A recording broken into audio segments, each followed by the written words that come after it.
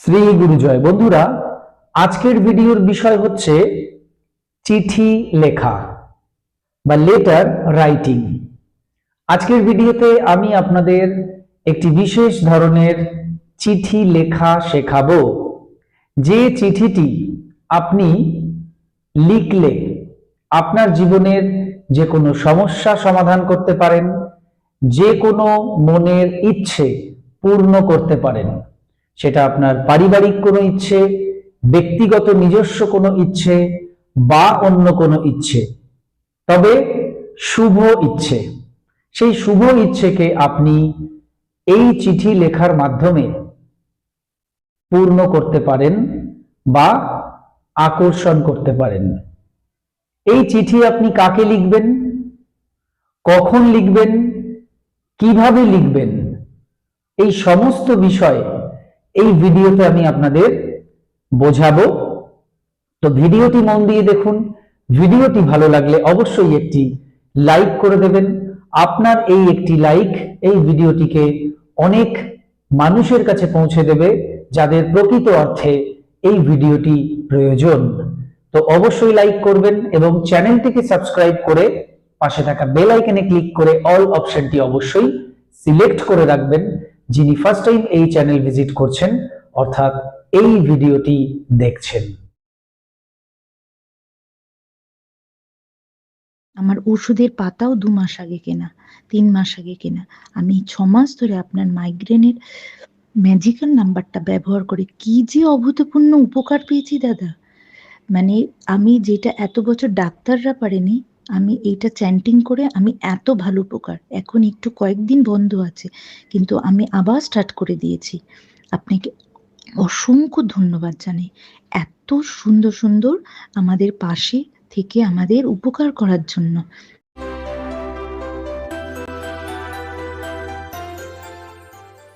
নমস্কার দর্শক বন্ধুরা, আপনাদের সকলকে আরো একবার রেইকি বার্তায় স্বাগত জানাচ্ছি। আমি আপনাদের বন্ধু শ্রী মিঠুন রয়, রেইকি গ্র্যান্ড মাস্টার। আপনারা নিশ্চয়ই ভালো আছেন, আমিও খুব ভালো আছি। বন্ধুরা, যেমন বলছিলাম, লেটার রাইটিং বা চিঠি লেখা।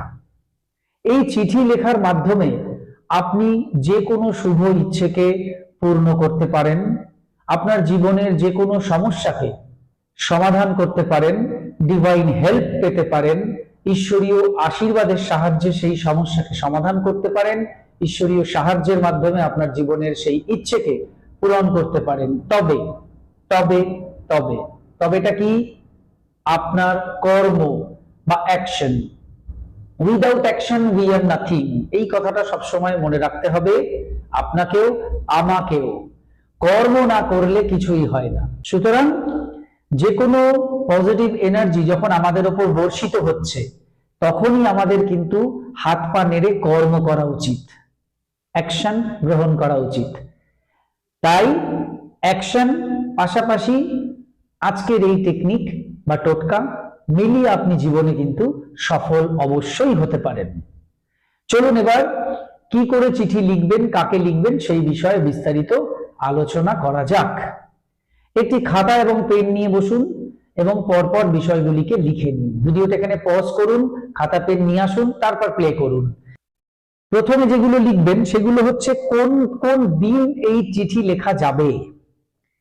অমাবস্যা, পূর্ণিমা।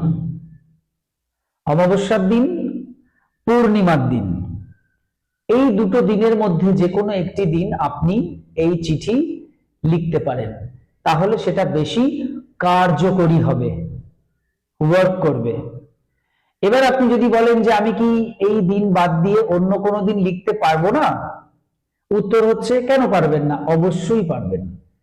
আপনি যদি মনে করেন যে অমাবস্যা পূর্ণিমায় আপনি কোনোভাবেই লিখে উঠতে পারবেন না, তাহলে আপনি যে কোনো দিন লিখুন, আপনার যেদিন সুবিধা হচ্ছে আপনি সেই দিনই লিখুন।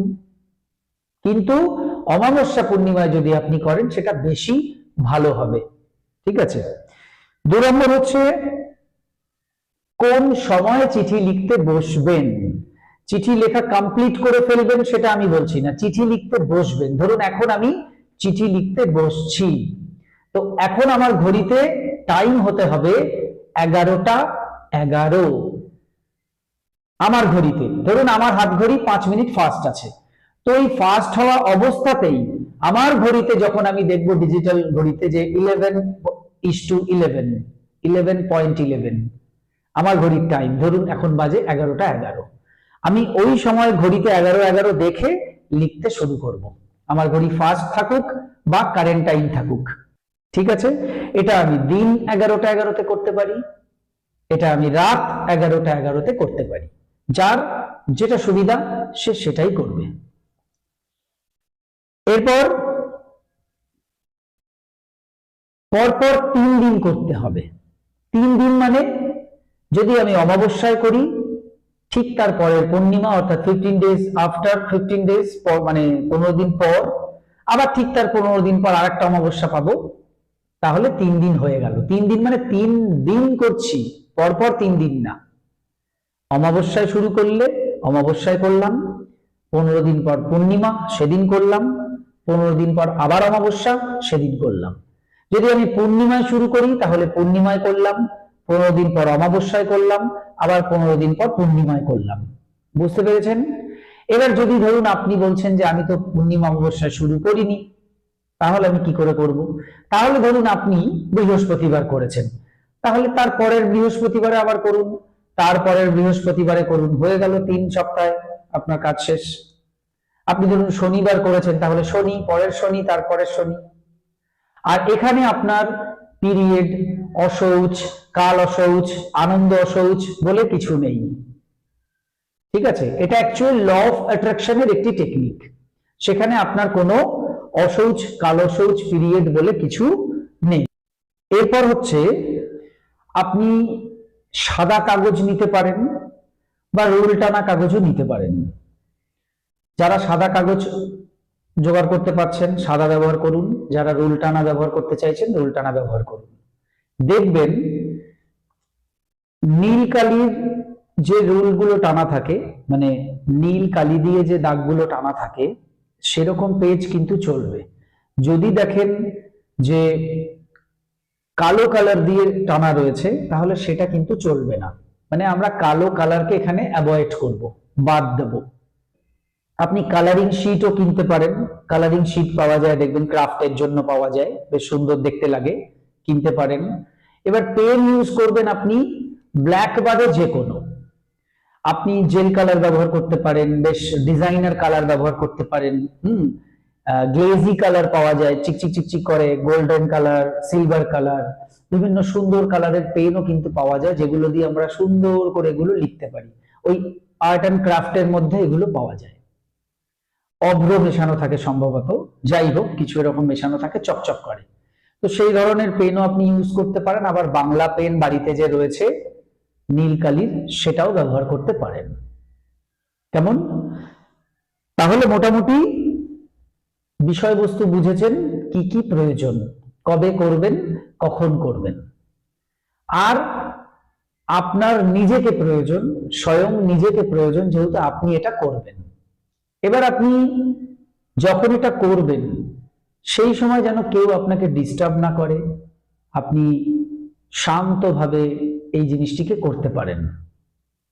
কেউ যদি বলছেন যে আমার তো ঘর একটাই, আমরা একটা বাড়িতেই সবাই থাকি, মানে একটা ঘরেই সবাই থাকি, সেক্ষেত্রে আপনি চুপচাপ নিজে নিজে বিষয়টি করবেন, কাউকে বুঝতে দেবেন না যে আপনি এরকম কিছু একটা করছেন। সবার মাঝেই করছেন, কিন্তু আপনি কাউকে বুঝতে দিচ্ছেন না যে আপনি কোনো একটা টেকনিক বা কিছু করছেন। কেমন? সেইভাবে আপনি করুন। আমি এটা এই জন্য বলতে চাইছি, ধরুন আপনি একটা জিনিস লিখছেন, কেউ উঁকি দিয়ে দেখছে, কেউ সেটা পড়ছে, তাহলে তার মনেও তো একটা রিয়াকশন হবে, তার মনেও তো এই বিষয়টাকে নিয়ে ভাবনা চিন্তা চলবে। ভাবনা চিন্তা চললে কোনো ক্ষতি নেই, ভাবনা চিন্তা যদি পজিটিভ দিকে থাকে আপনার জন্য ভালো, কিন্তু ওই ভাবনা চিন্তা যদি নেগেটিভ দিকে হয়ে যায় তাহলে কিন্তু আবার আপনার এনার্জিটা কিন্তু কেটে যাবে, লস হয়ে যাবে আপনার। কেমন? মানে আপনি ধরুন টেকনিকটা করে 100 ওয়াট এনার্জি তৈরি করলেন, আর যে ওটা পড়লো বা দেখলো সে তার মাইন্ডে 100 ওয়াট নেগেটিভ এনার্জি তৈরি করে ফেললো। সে মনে মনে চায় না আপনার ইচ্ছেটা পূর্ণ হোক, মুখে হয়তো বলছে কিন্তু মনে মনে চায় না, তো সে তো মনে মনে নেগেটিভ এনার্জি তৈরি করছে, ফলে আপনার কিন্তু কাজটা তখন হতে চাইবে না। তো আমি মানুষের মধ্যেই করতে পারি, কিন্তু স্মার্টলি করব যাতে সে বুঝতে না পারে, দেখতে না পারে। এই ব্যাপারটা মাথায় রাখতে হবে। ঠিক আছে? আপনি ধরুন করছেন আপনার বিয়ের জন্য, তো আপনার মা বাবা দাদা তারা তো জানে, তারাও এটা চায় আপনার বিয়ে হোক, তো সেক্ষেত্রে তারা জানলেও অসুবিধা নেই। কিন্তু এমন কেউ যে চায় না আপনার বিয়ে হোক, সে ওটা জেনে গেল, তাহলে সে কিন্তু নেগেটিভ এনার্জি তৈরি করতে থাকবে, ফলে আপনার কিন্তু কাজটা তখন হবে না। বিষয়টা বুঝতে পেরেছেন? তো এই জন্য আমি বলি সকলকে যে যে কোনো টোটকা করছেন, টেকনিক করছেন, একটু আড়ালে আবডালে করার চেষ্টা করুন, একটু গোপন ভাবে করার চেষ্টা করুন, সিক্রেট ভাবে। এবার কথা হচ্ছে যে চিঠিটা কাকে লিখছেন। দেখুন, চিঠিটা আপনি লিখছেন মহাবিশ্বকে, ইউনিভার্সকে। হ্যাঁ, ইউনিভার্সকে আপনি লিখছেন এই চিঠি।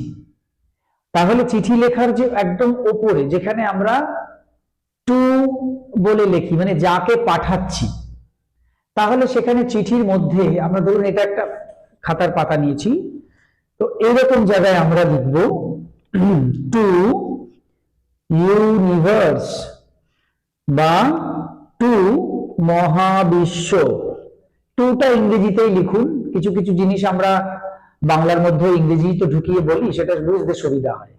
আমি যদি বলি আপনি আমাকে এক পেয়ালা চা দিন, হয়তো অনেকে সেটা বুঝতে নাও পারতে পারে, কিন্তু এক কাপ চা বললে সবাই বুঝবে। কাপটা কিন্তু ইংরেজি শব্দ, কিন্তু দেখুন বাংলা অভিধানের মধ্যে এখন ঢুকে গেছে, এরকম অনেক কিছুই আছে। যাই হোক, তা আপনি এখানে টি ও টু মহাবিশ্ব লিখুন বা ইউনিভার্স লিখুন। আর এই কোনায় এখানে আপনি লিখবেন ফ্রম।